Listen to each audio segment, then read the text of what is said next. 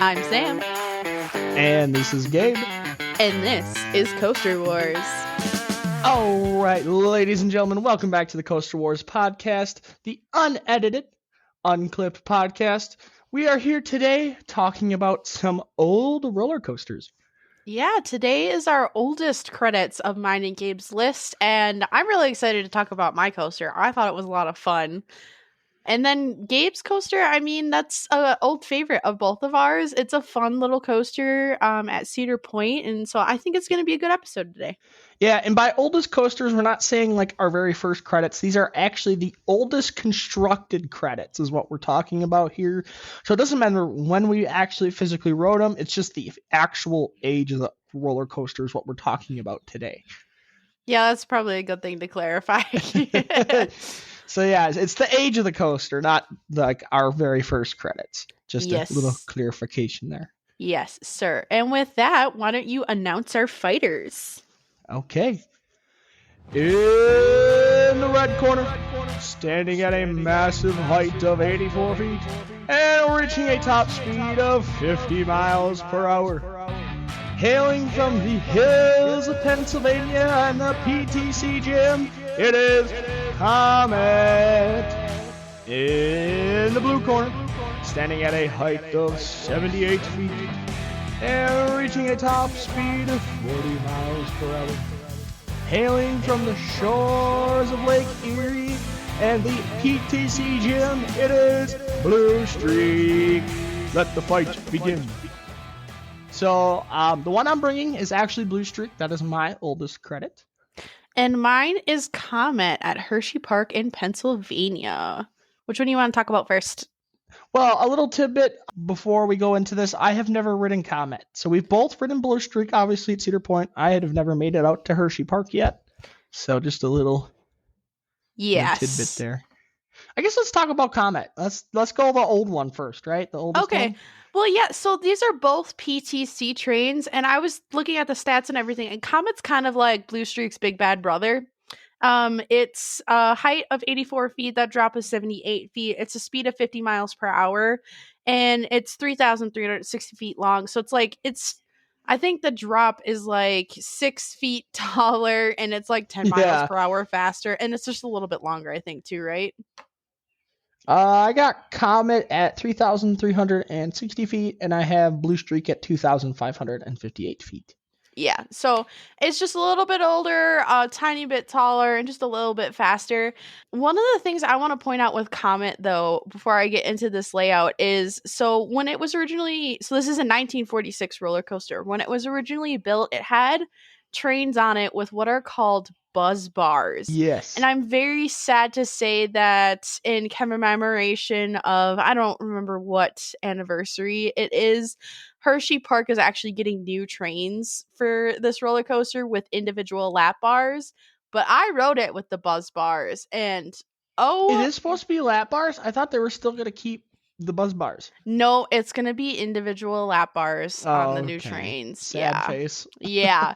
The caveat with buzz bars is that, so it looks really similar to an individual lap bar, but it's not individual. So it's one bar that goes across the whole seat, which is a 2-person seat. And then on top of that, it goes down and then it just stops. And if you don't hit that bar, it don't really matter. And let me tell you, as a smaller person, I had a good 6 inches between me and that lap bar. There's not a lot of buzz bar coasters left. No. In fact, this was one of the last ones out there. I do know that. And like you said, now that they're getting new trains, some of that is a safety issue. It's just, there's been accidents and stuff over the years. Oh, I think my the other gosh, thing too is just to keep the coaster running, it needed new trains probably. Oh, yeah, definitely. I could tell that it was a pretty rough coaster. I mean, this is a 1946 coaster. I will say this, that Hersheypark does maintain their coasters pretty well.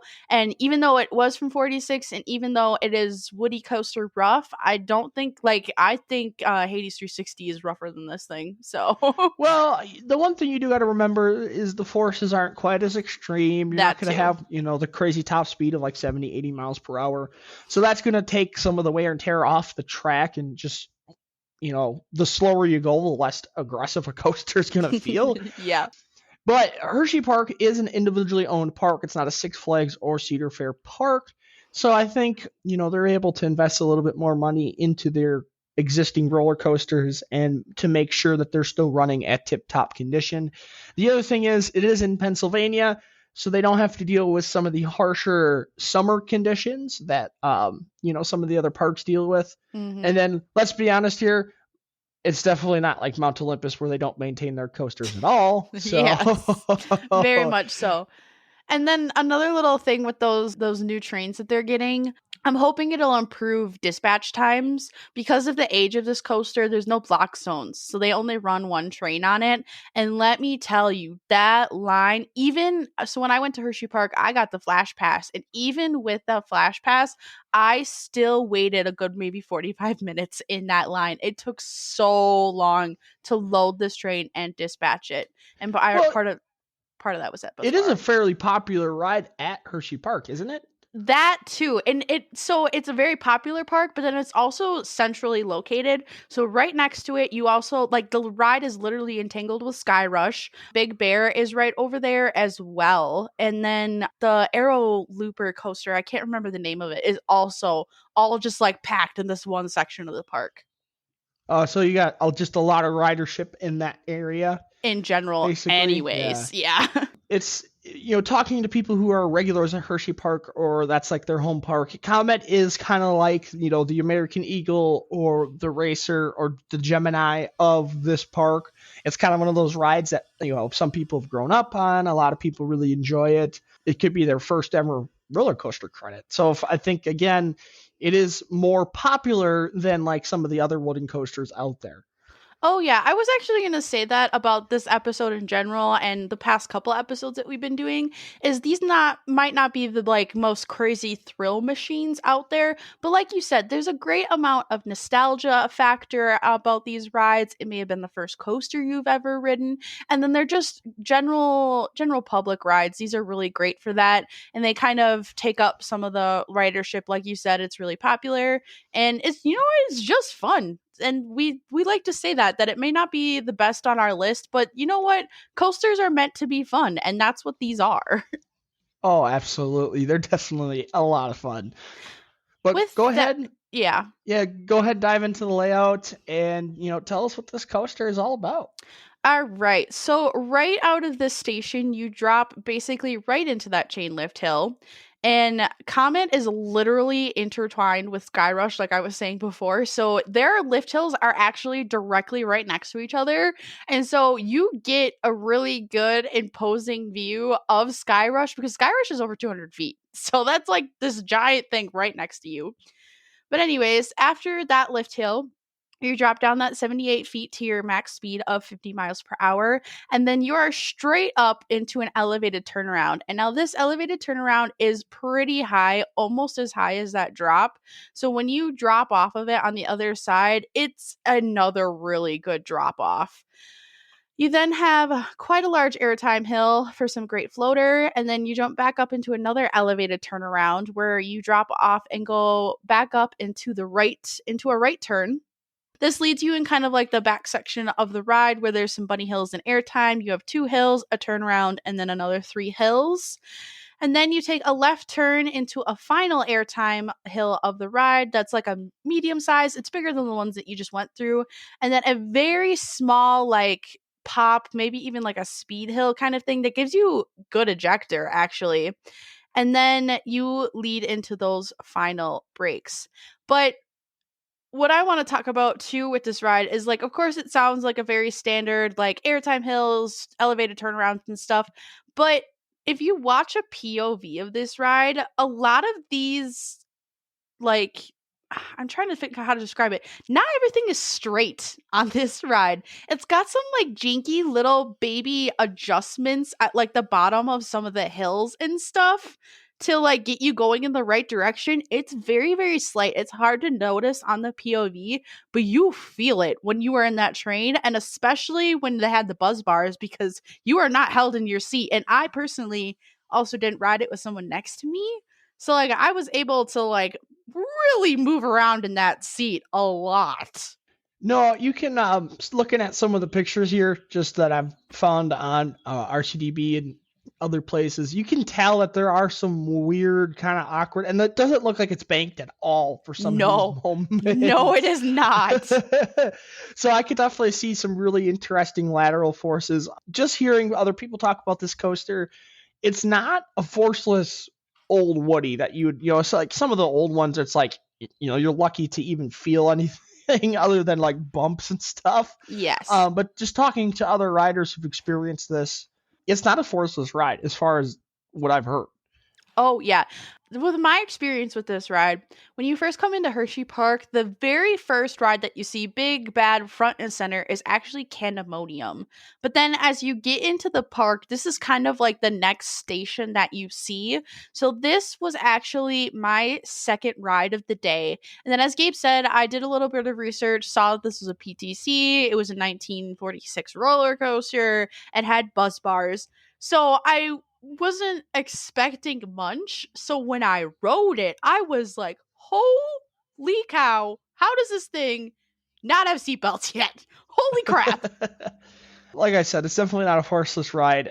This is a coaster that's been on my list, actually, that when I talk about Hersheypark, it's obviously Sky Rush is the big one, and then you have the two other Intamins. But then this one was one I'm like, I really need to get on this just because of the age. And you know me, I love my history. Oh, yeah.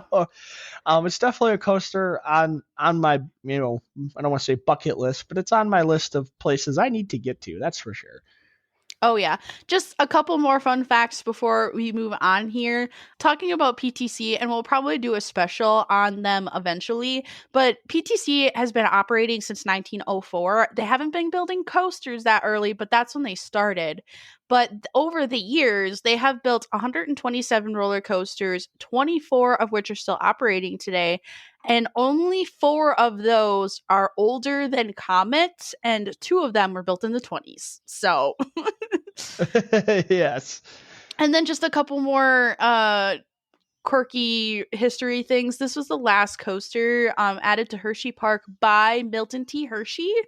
And then this is still actually an engineering system, but PTC doesn't build coasters anymore, but they provide like traditional Woody trains, which we say that a lot of coasters. We say that it has PTC trains, and they also do the fin braking system for a lot of traditional Woody roller coasters, which is pretty cool. And then with Comet itself, it was originally green, and that was because when Milton T. Hershey was putting rides in his park, he wanted them to blend in as much to the background, which I actually thought was really funny, because now a lot of times so many coasters are so huge, they're these big bright colors and stuff, which Comet is now painted white anyways. So yes. Just a little side note. So PTC actually stands for Philadelphia Toboggan Coasters. Oh, yeah. And that is, PTC is like the wooden coaster, like great grandfather, basically. The predecessor the predecessor of Steel was Arrow and Schwarzkopf. We talk about them being history. Well, PTC is even older. Well, PTC is kind of like I said, the grandfather of the wooden side of things. Yes. It kind of got, like I said, if Arrow is the first steel, PTC is kind of like the first true wooden manufacturing company. So just a little side nugget there. But yeah, that's Comet. And I mean, even though they're going to individual lap bars, you guys got to get out and ride this coaster. It is just so much fun. But with that, why don't we switch gears here and get into Blue Streak? Yeah, so Blue Streak was constructed in 1964, so it's a little bit newer, also by the Philadelphia Toboggan Coasters Company. The biggest thing with Blue Streak, I think, that I always talk about is how smooth it is for being, almost basically 80 years old at this point. It is a very smooth, comfortable roller coaster. That being said, obviously if you can compare it to a steel coaster, it's not. But just for the age of the ride and it being a wooden coaster, it is incredibly smooth. This is one of my favorites at Cedar Point. We always make sure to get a ride on this thing just because we love it so much. Yes. And it's at the front of the park, so it's a really easy coaster to kind of like warm up your day a little bit, especially at Cedar Point. You almost need like a warm up before you get on like a Top Thrill or a Millennium Force, let's be honest here. Oh, or yeah. even like a Maverick. It's like, sometimes it's nice to have that little bit of a step down and a warm up coaster is like we I gotta like to call loosen up the muscles and get ourselves ready. Yes. But one interesting thing, I believe they were designed by the same people. Oh, really? I mean, they're only 20 years apart. The construction supervisor, I'm sorry, Frank F. Hoover. So he was the construction supervisor on Blue Streak as well as Comet. No, that's a little interesting nugget. Yeah, they've been built by the same person. Yeah. Well, talking about getting rides on this coaster, just real quick, because it is a smaller little wooden coaster kind of at the beginning of the park, the line usually isn't very long on this thing either, isn't it? Oh, no. And they actually run multiple trains on this, too. I believe they run 2 trains on it. So helps. It does have, well, obviously Cedar Point, too, has like, some of the best ride ops in the business. Yep. But yeah, it's just a fun little coaster. We can dive right into the layout here. Okay. So this coaster does a 180-degree turn out of the station, and that rolls you into the lift hill. The one nice thing is you're at the very edge of the park. So as you're going up the lift hill, if you look to your right, you can actually see Lake Erie. But anyway, you climb up to the lift hill at like 2.5 miles per hour. That is something with both of these coasters. Yes. It's just a caveat of old Woodies. The lift hills take forever. You probably could get 2 trains on Skyrush to go by you on Comet before you ever reach the top. So yeah, that's just how it is. But anyway, you drop off that initial drop, which I believe stands at 78 feet. The actual drop height is 72 feet, and that's where you reach the top speed of 40 miles per hour. After that, you pop up into a speed hill with some really good airtime into a second speed hill before popping up into a full-size airtime hill. After that, you drop down and pull back up into the turnaround, which is taken at like 6 miles per hour. You get a really good view of the parking lot and gatekeeper. You turn all the way back around, start heading back towards the station. You get a nice good speed hill, a nice airtime full-size hill, followed by another full-size airtime hill, and the one more really nice speed airtime hill, followed by one last airtime pop into the final brakes. The one thing I like to talk about this coaster is even the full-size airtime hills, the taller ones where you slow down a little bit more, you still get some really, really good floater airtime on this ride. Yes. Like, again, kind of like Comet, it is not a forceless wooden coaster. There are some really good airtime moments. The biggest difference between Comet and Blue Streak is the lack of laterals in Blue Streak. It's basically as simple as you can get out and back with one turnaround and then just a bunch of airtime hills, where Comet, like you said, has some more like awkward turn transition things. Yes, it does. I think a lot of that just has to deal with the space that was provided for both coasters. I was literally just going to say that Comet was built for the area that it was put in, where Blue Streak could literally just be an out and back. Well, and the time that it was built, it had a lot less, Cedar Point had a lot less space constraints.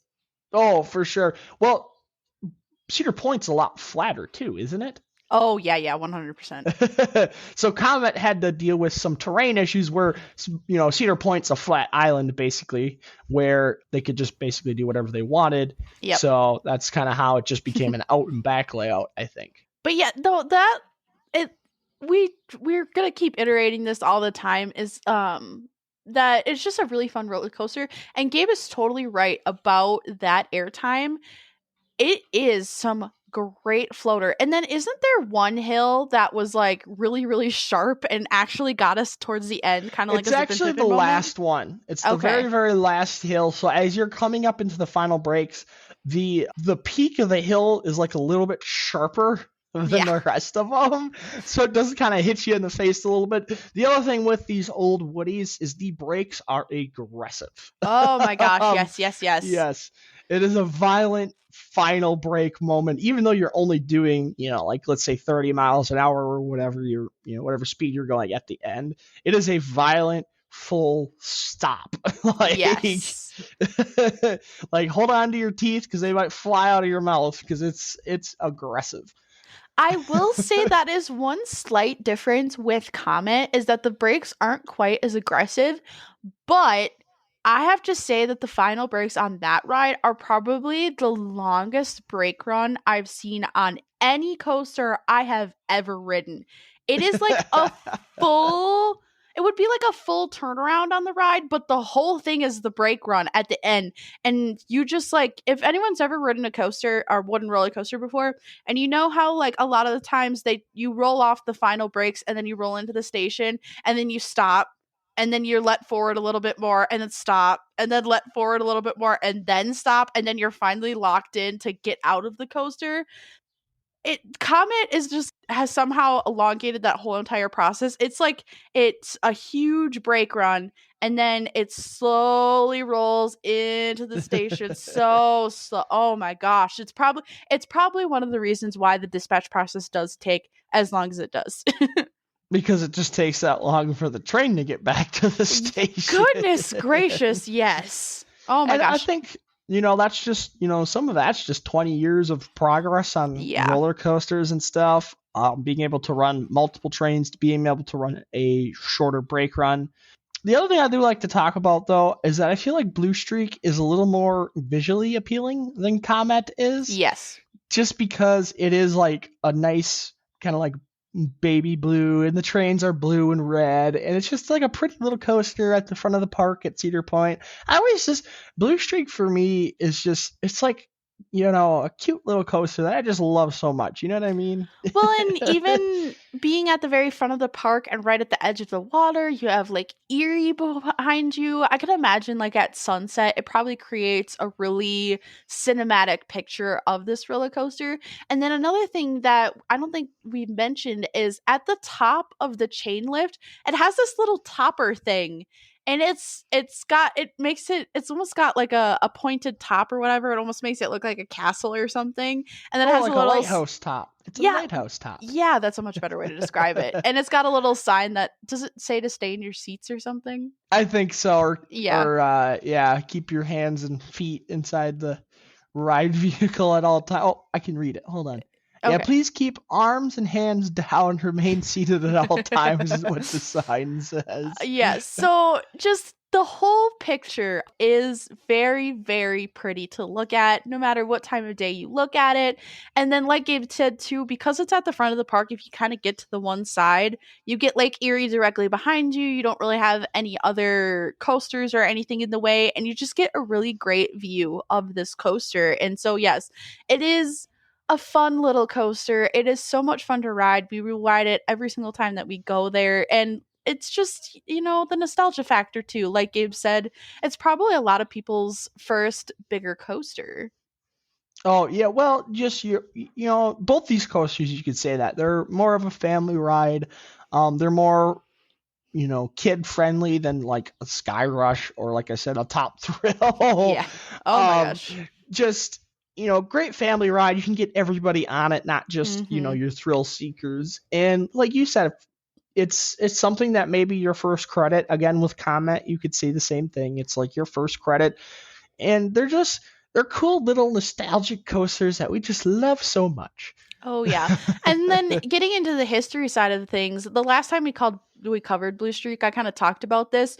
Blue Streak was not the first, but one of the first coasters built at Cedar Point. Because before Cedar Point was the roller coaster capital that we know of today, it was more of a resort area and had a lot of shops and hotels and stuff and places to stay.